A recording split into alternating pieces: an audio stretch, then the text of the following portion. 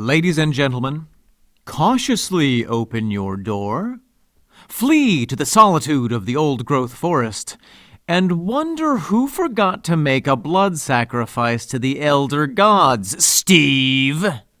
Because it's time to talk Tull to me. Now, Steve, we really got to talk about this.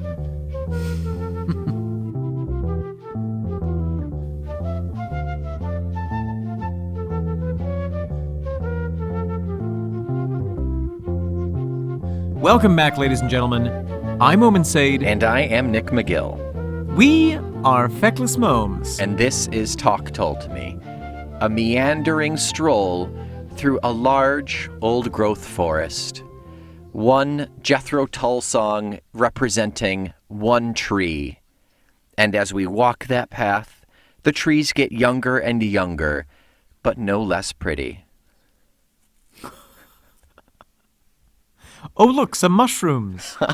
Nope, not in Ian Anderson's forest, no. Oh, look, some cats. Yeah, plenty. Oh, look, Plenty. some salmon. Old-growth salmon. Delicious. I would love that.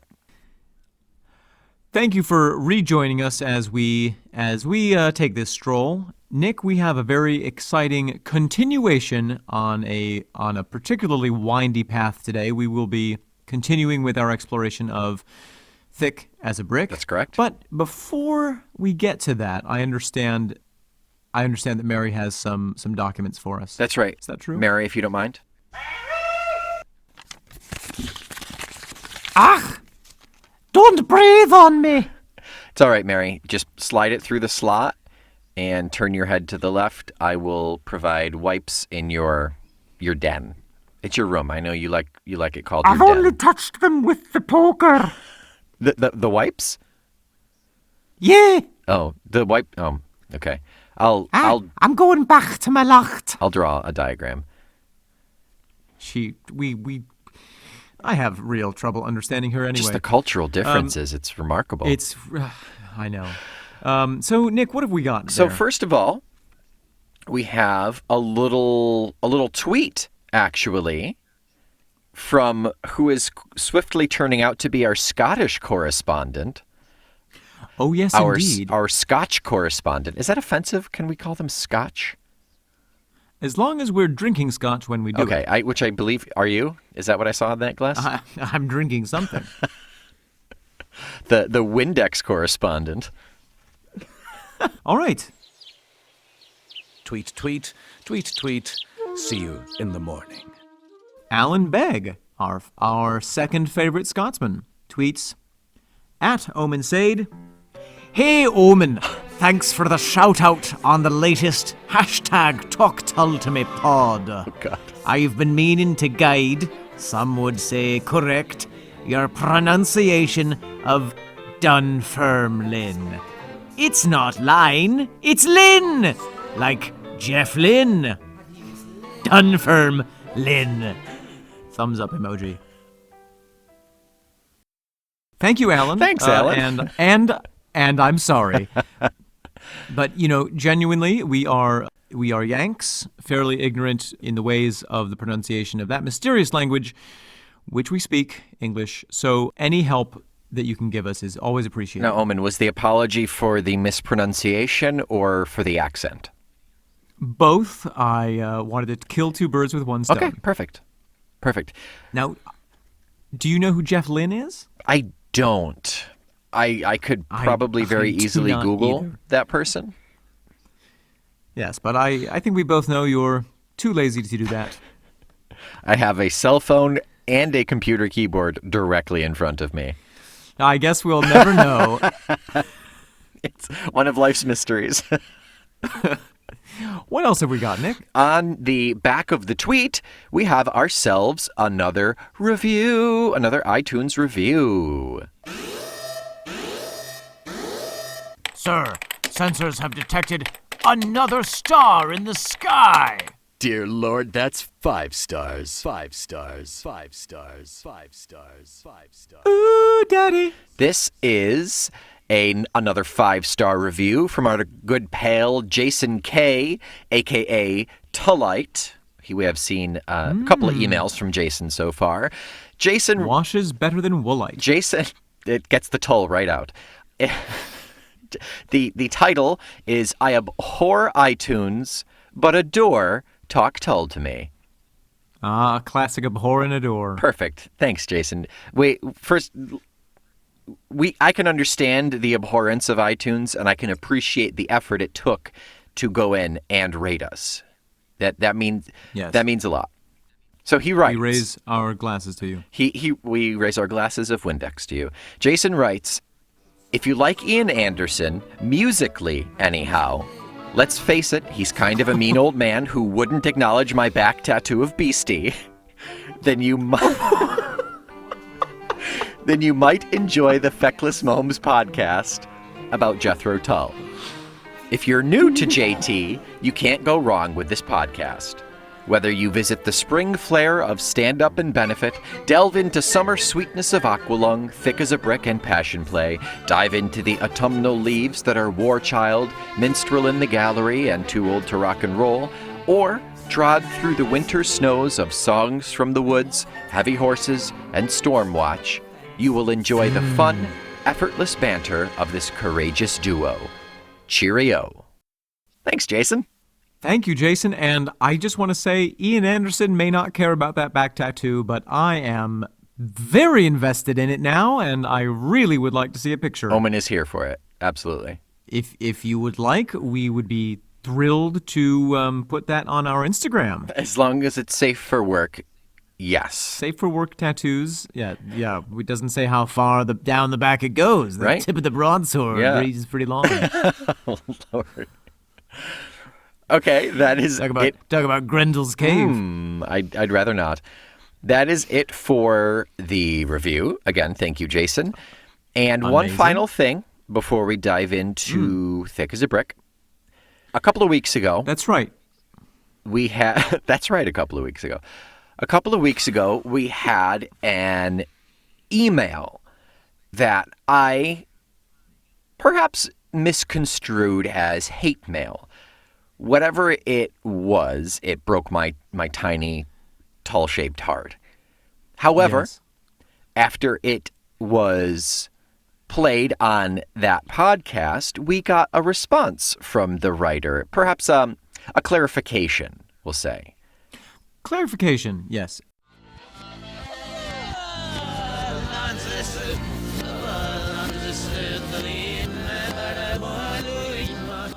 Subject. My apologies. Okay, Message. It was an apology. Message. Fellow Momes, you've read a missive I sent that may have been interpreted as negative criticism.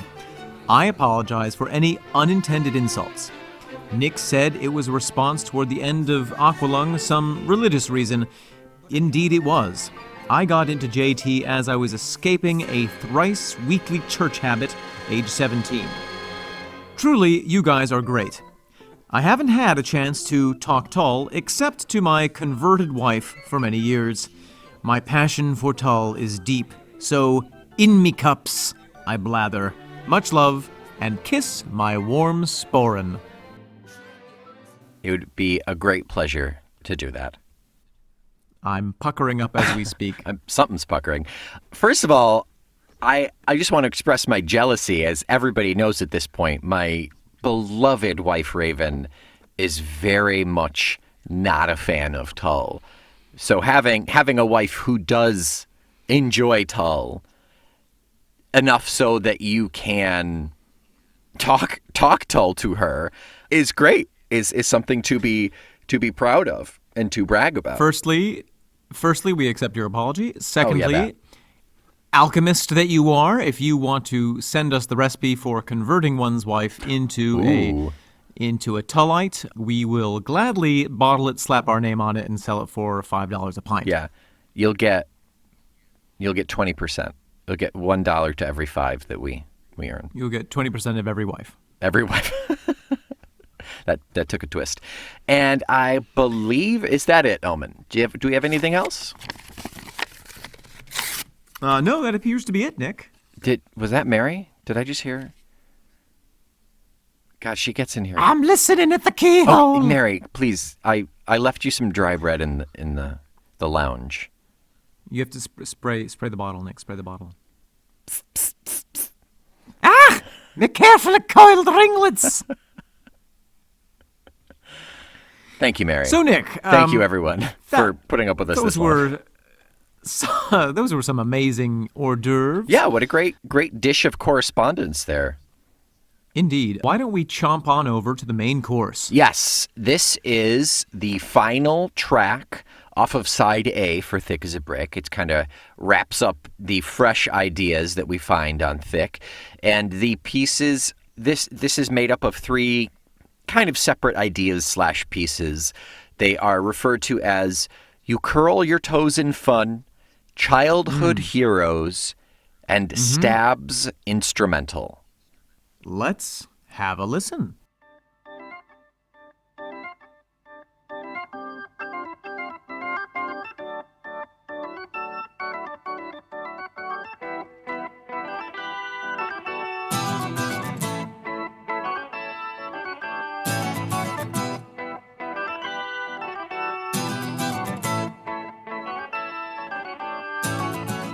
Woof. Nick. Omen. Thoughts?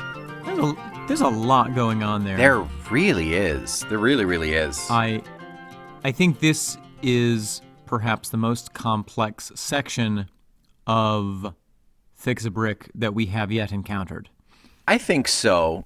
Just if for no other reason, I think it helps the fact that it's really the bulk of a lot of the lyrics that we've seen in one section. Absolutely. And it seems to include the development and synthesis of everything that's come before it on the A side of this album. Okay. I think that's a great assessment as it's the tail end, it's the wrap up of this story so far, basically. Yeah. Should we start musically? Yeah, let's go musically. Sure. Well, John Evan working overtime at the organ. So good. This section starts out with him playing a familiar theme and then modulating that theme into a minor key. And that really sets the tone for the rest of this whole section. Then we have Ian Anderson joining in on the acoustic guitar, providing a little bit of contrast. And then John Evan goes through a massive series of chord modulations and key modulations, which bring us back to the initial theme that we're familiar with as we go into So You Curl Your Toes. Right. Yeah, and that's a chord change journey. That's all in the first, I don't know, what minute? Yeah, that's before any singing happens. Yeah, that's a lot. It's a lot of remember this sound and let's tweak it a little bit. Let's build on it. Let's tweak it. Let's build on it. Tweak it and build on it. That's yeah. Just tweak and build. Yes. The old tweak and build. Yep. Well, and then so we have our first section of lyrics. Yep. After which we have my favorite musical moment in the whole album. I think I was going to say, and I'm glad you brought it up, this feels to me this feels more iconic to me than that opening acoustic. When I think of Thick as a Brick, this is the sound that I think of. I totally agree. And for me, it all comes down to that organ with other sounds that I can't quite identify going bum bum dum dum bum dum da da dum dum dum dum dum da dum dum bum bum bum ba dum.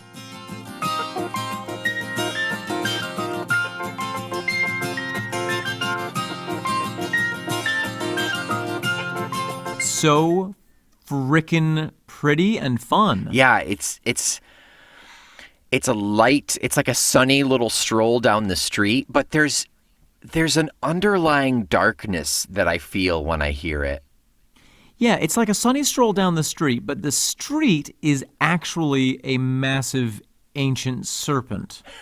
Yes, and it just started eating its own tail. Right, and it's just going like, every once in a while, it's like, oh, somebody's walking on me. Oh, God. That's very off-putting.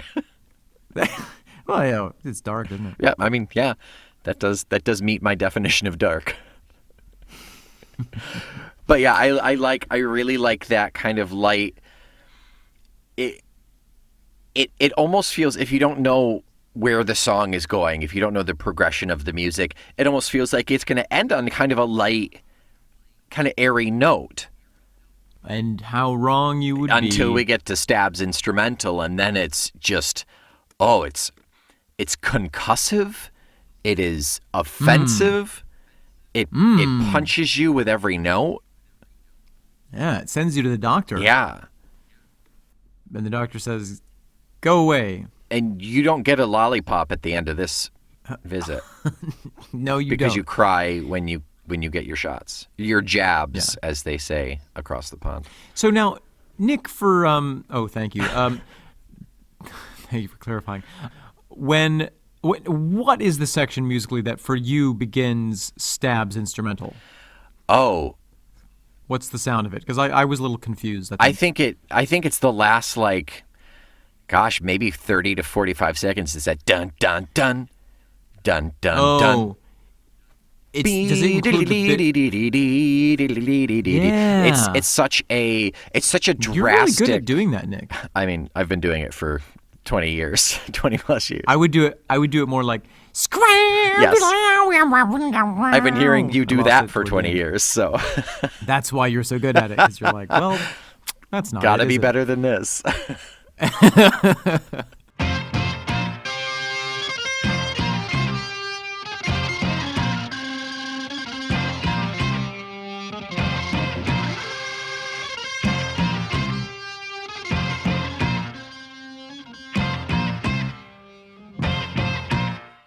But yeah, I find it as that, because that changeover in sound is so drastic. To me, that's all that I can think of is that's that changing point. Gotcha. No, I think you're totally right.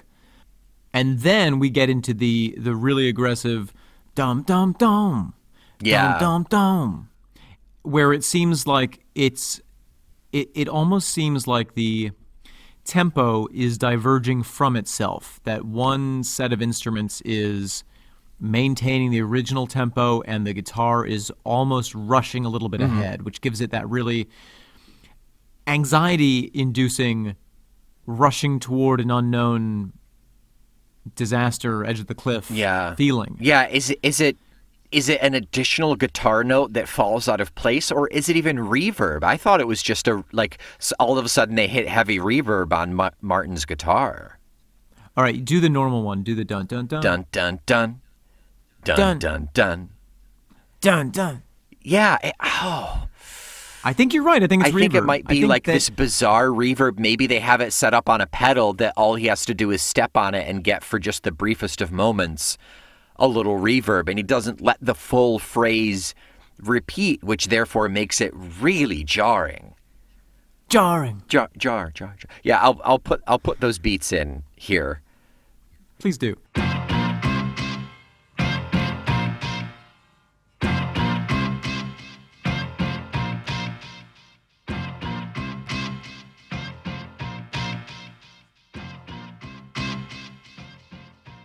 So, Nick, I just thought of something else. The original experience, we of course, have the digital experience of all of this.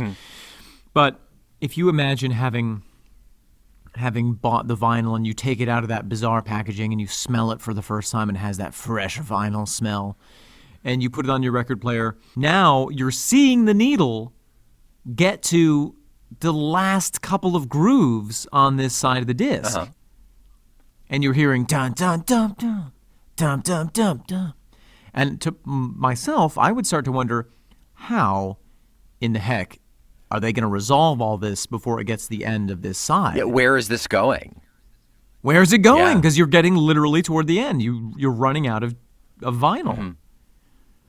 And then so finishing it up with that like fading into that wind sound, and then that very slow, I think it's a slowed down playback of another part of the track, really, really, really low in the bass. It's really creepy. Yeah. I would feel almost afraid to flip it over. You know what I mean? And I was going to say, if I remember correctly, but I do because I've listened to it enough, the next track is it picks right up where that leaves off.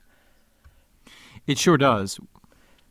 So it's a good payoff that it ends you so unsettled, and you, I think it's equal parts, oh my God, I don't want to go on, but also the diametric opposite of, oh, I need to know where this is going. I need closure, because that sure as heck wasn't it. Totally. It draws you into the second side of the album, whether you want to go there or not.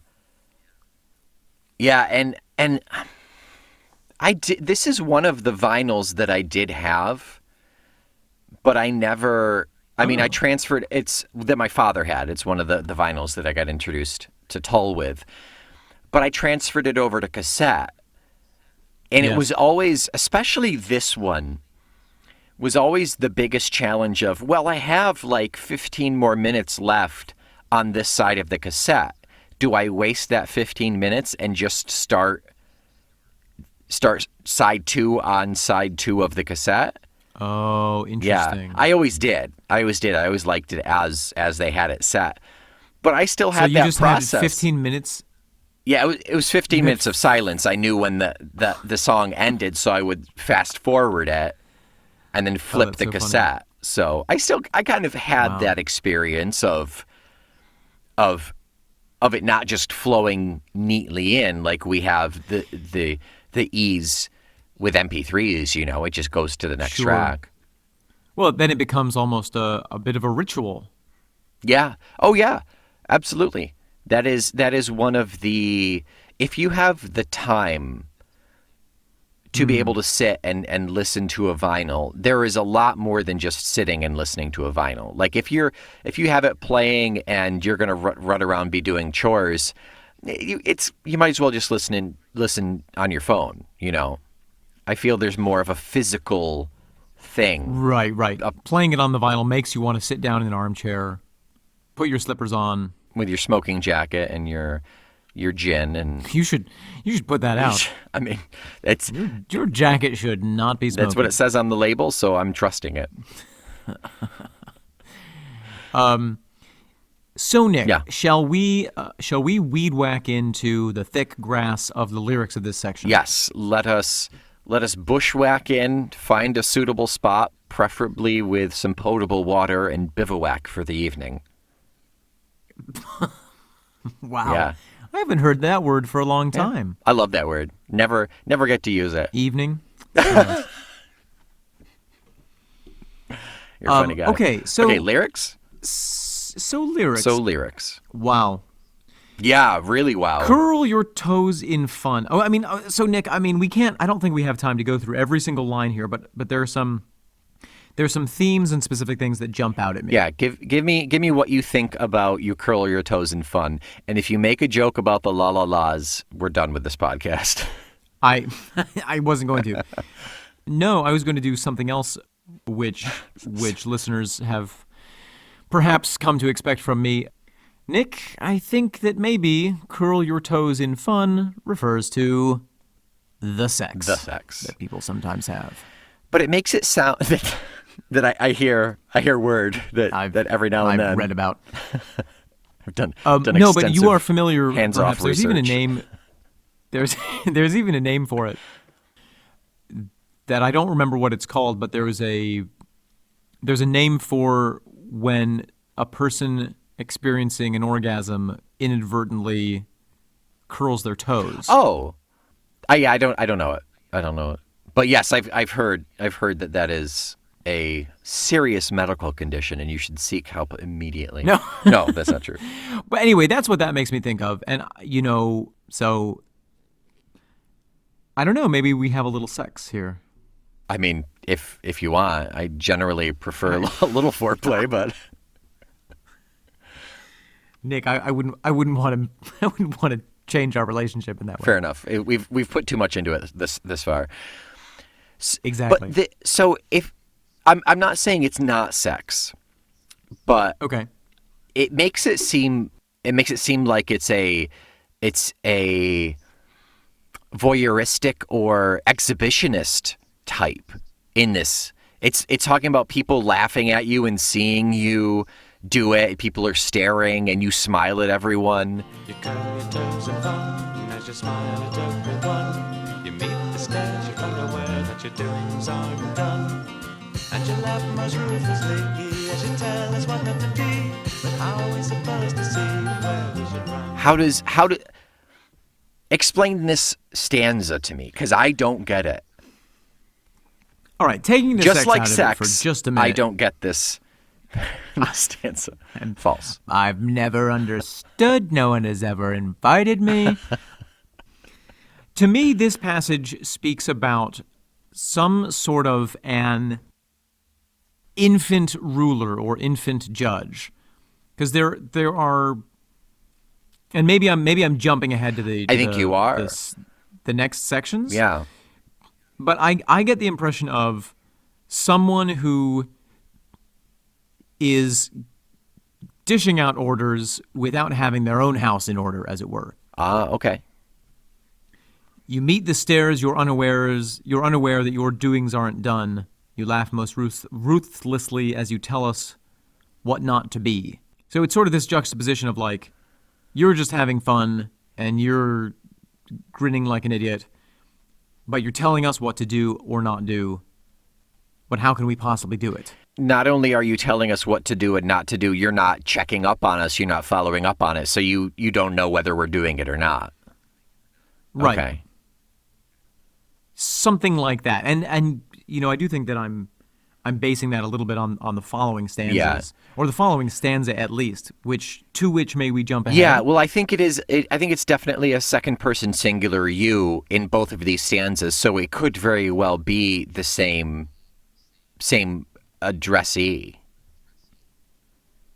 The you curl your toes in fun in the first one, and then you shuffle in the courtroom in the second one. It could very well be. Oh, I certainly think Yeah. so. I certainly think so. I think it's a continuation of a character. Okay. So jumping over the la la la's for a moment. Oh, we'll have a special episode just on those. We'll have a special episode on the la la la's. I see you shuffle in the courtroom with your rings upon your fingers and your downy little sideys and your silver buckle shoes. I see you shuffle in the courtroom with your rings upon your fingers and your downy little sideys. I love that Now, Nick, phrase so much.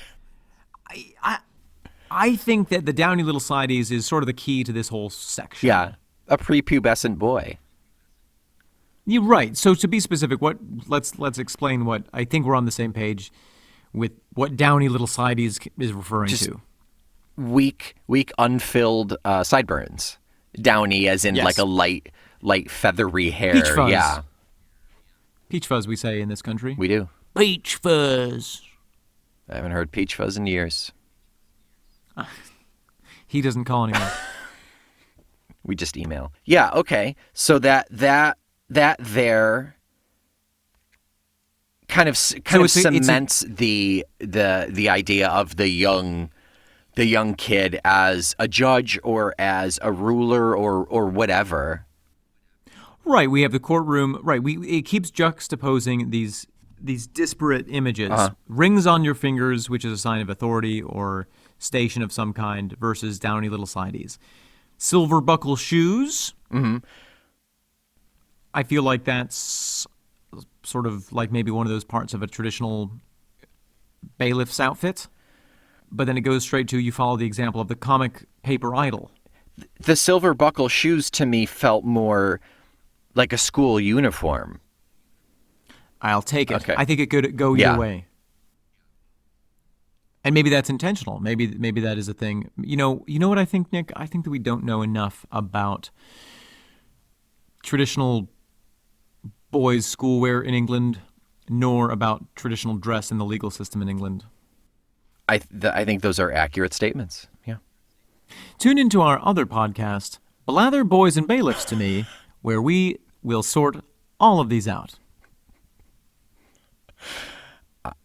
Yeah. I can't. Yep. No, it's okay. Whatever. Let's just move on. What's next? Yeah. So it's all. You follow the comic paper idol who lets you bend the rules. So you're living in your own. You're living in your own world, and this. Right. This ties. Is this a direct correlation to the poet and the soldier, do you think?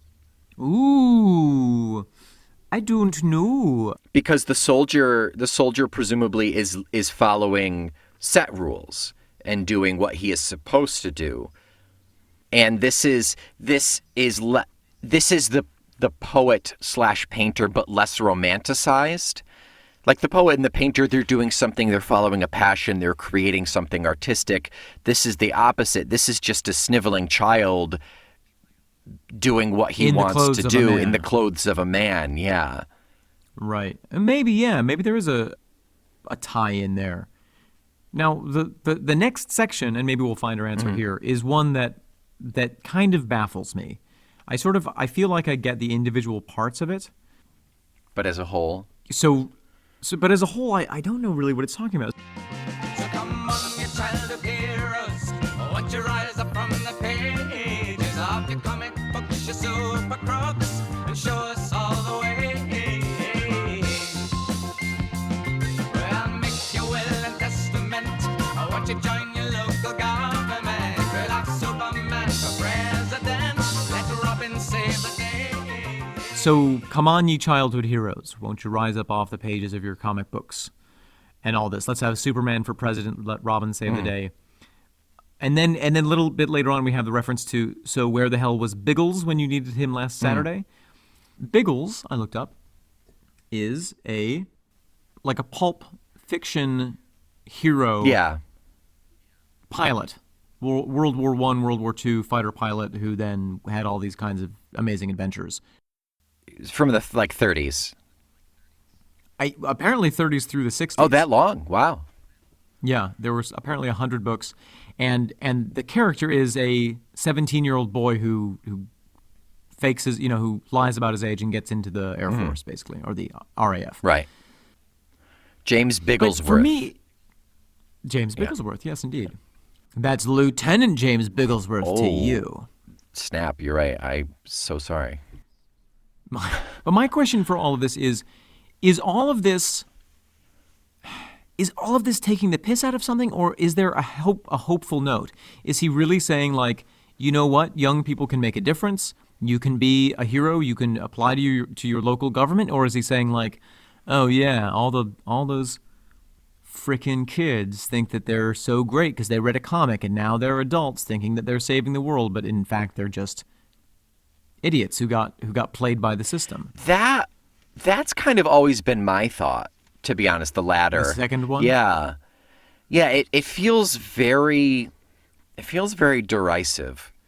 And I don't know if it's just because that's my immediate inclination as to how Ian Anderson would immediately think about it, but maybe there's nothing to say he can't be positive about it, but we haven't necessarily seen much, let alone in the catalogs coming up to this point. Just this song alone, we haven't seen a whole lot that's been terribly positive.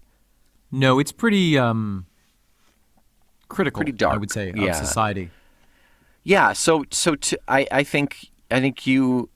To me, it feels more right with the second one. It's you see these examples of greatness in your comics, and that it takes that child's book to inspire you to do something, but you'll never be that great. The greatness that you achieve is going to work for your local government, and you get into a comfortable position, and you sit and wallow in that job for 40 years until you retire and get a watch. Right. And you think that you're Superman Oh yeah. Oh, you think you're doing, But actually, yeah, absolutely. But you're really just a child in wearing rings. yeah, You know, it does remind me a bit, I have to say, of Nick. You and I are both from small towns. correct. Some of the adults whom I observed in my youth and who I occasionally observe when I return to my hometown. Small towns are great, and this is nothing against any actual human being, but more against all human beings. No one's specific, just everyone. But, you know, I guess, let me say it this way. I can recall my dad, who probably is more on the Ian Anderson side of things than some people, in the sense that he's reclusive and critical of society. Kind of a little bit of a curmudgeon. A drop of curmudgeon in there, yes. He often refers to the sort of quote-unquote important men in our hometown as stuffed shirts. Yeah. Yeah. You know, somebody who has nice clothes but has filled them up with vacuous self-importance and hasn't actually really achieved anything in the world or indeed knows anything of the world beyond their little borders. Yeah. And that's kind of what I get from this. Yeah, when I was old enough to see adults as humans as opposed to that like kind of mythical adult, whether it was my parents or the people that I knew growing up, and in turn was also able to understand like politics and human motive and things like that. The stories that I heard about the local government people and all that in my tiny little town were pretty uninspiring. Uninspiring and shocking with how just outright selfish and manipulative they were. Right. Getting into positions of power to sit comfortably and help out your friends, et cetera, et cetera. Talking about the President of the United States of America. Oh. Hot That's take. a whole other category. Hot take. I did not grow up in that person's hometown, but still, even on a smaller scale, I mean, it scales up, baby. It is exponential growth. But yeah, very rarely does a modicum of power not corrupt or attract people who will be cutthroat to get to that point. Because honestly, most decent people aren't going to fight for that. You know, there's a useful phrase in Spanish: pueblo pequeño, infierno grande. Little town, big hell. Yeah. And I think that there is something there. You know, when the stakes are so low, in a way, people fight about them more than they would otherwise. Yeah. Now, I think we're, you know, at the risk of getting off topic, let's bring it back to the mention of Cornwall. I mean, we can get off topic once every 5 episodes. Or, I'm sorry, 5 times every episode. There we go. That's more accurate. That's it. That's the one. But let's talk about the line that references Cornwall. Yeah. The very last 3 lines of the stanza before we go into Stab's instrumental.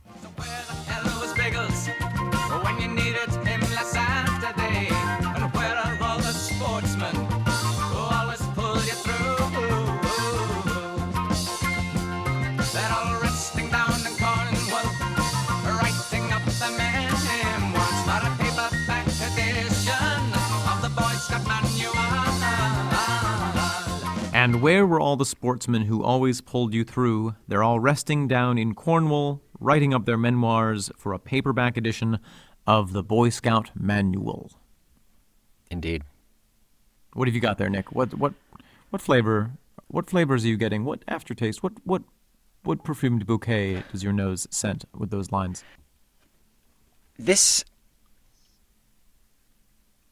is a tough one for me. I feel like I realize I always start my less than confident opinions with, well, to me it feels like, no, you know what? This is my opinion. Yeah. Own it, baby. Wrong or right. So I think this is just kind of another example of what we saw with the superheroes and the adult babies being judges and things like that is the sportsmen aren't. You expect a sportsman to be, at least in this sense, to me, it feels like it ought to be someone who is actively out there helping people or training people or doing something. Right. And they're just in the guise of this story, they are just resting in a vacation town and writing. They're resting on their laurels. And writing writing, quote unquote, something that's already been written. But they're doing something to make money that they don't really need to put any work into. Interesting, right. So you'd say that the sportsmen are grouped into the category with Biggles and the comic book heroes? Yes. Yeah. The people, in a sense, the people that you would look up to and want to be like here. Sure. Or the people that the individuals that a lot of people do look up to, Sure. look up to and seek inspiration from. But they are, in fact, not perfect. Right. And so Ian, or rather, should we say, Gerald Bostock, is revealing the inherent emptiness of all of that hero worship. Yeah. Yeah, I think that's a really good summation of these last two parts with lyrics, is that maybe all hero worship ought to be taken with a grain of salt. Interesting, yes. I mean, it is a very common phrase to never meet your heroes, because Right. you will inevitably see them as human, and even the slightest human flaw that on a normal person, quote unquote normal person, you wouldn't think twice of, seeing it on someone whom you put on such a pedestal, it takes the magic out. is such a drastic juxtaposition that it instantly ruins it.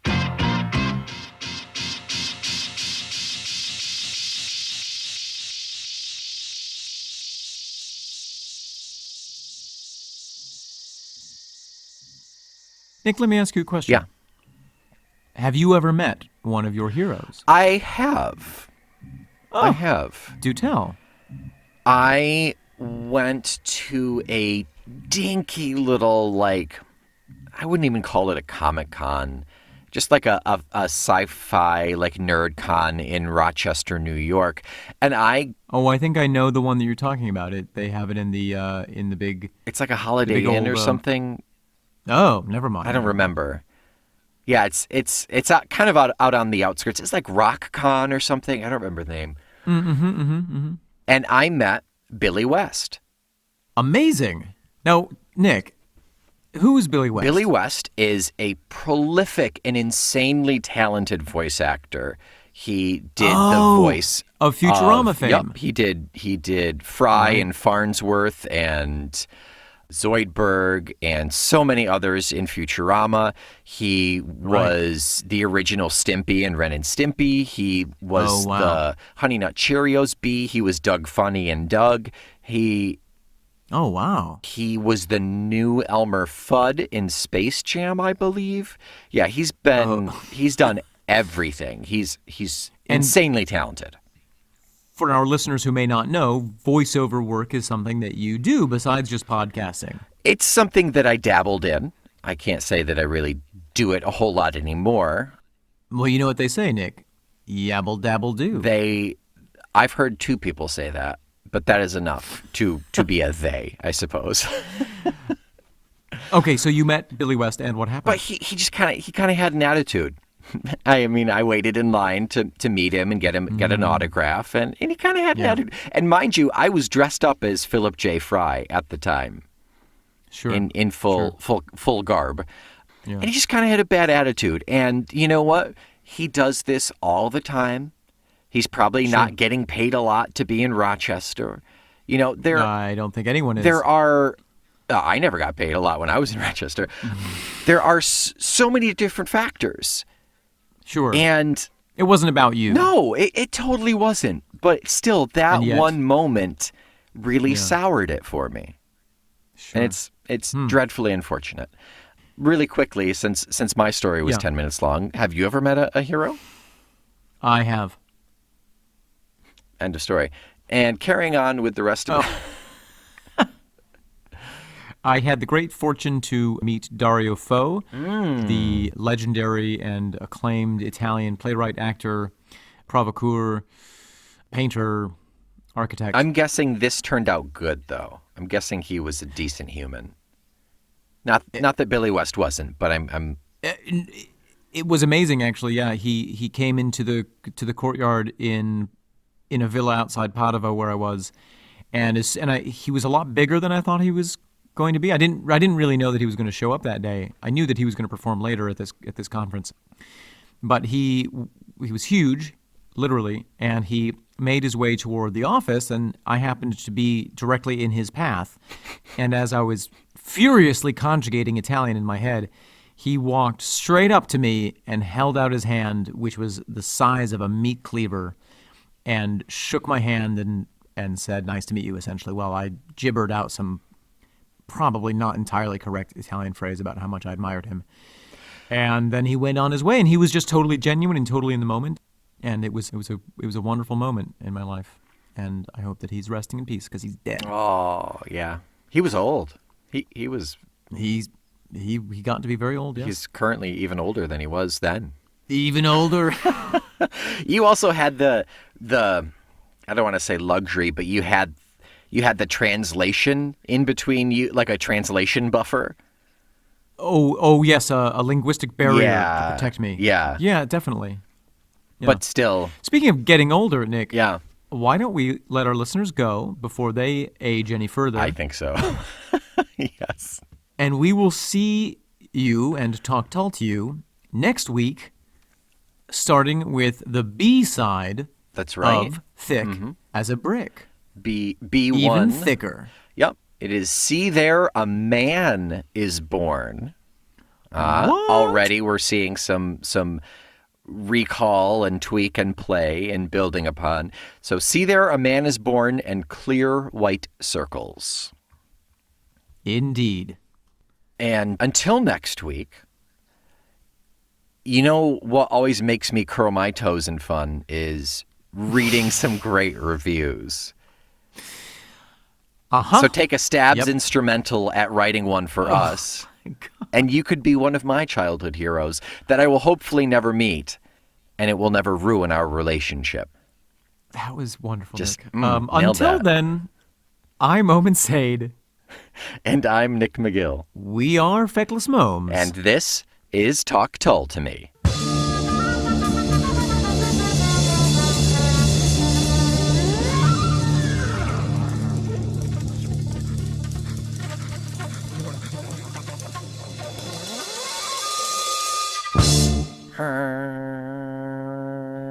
Dunfermline is a town and former royal burgh and parish in Fife, Scotland.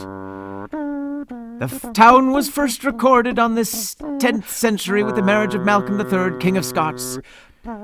Visit the Dunfermline Abbey, the Pittencrieff Park, or the Dunfermline Abbey. See the birthplace of Andrew Carnegie. Dunfermline, a proud member of the Feckless Momes audio network, just like Talk Tull to Me.